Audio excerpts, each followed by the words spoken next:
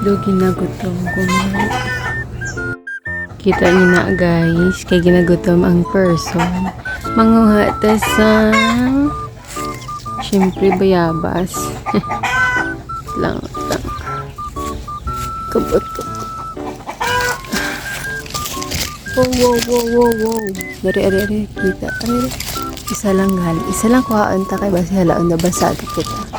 Sige na ta kaliwat. Kasunod nga pagbunga. Karoon naman sa hapon mga 5. Char. Salamat sa bayabas. Bayabas. Okay man siya guys.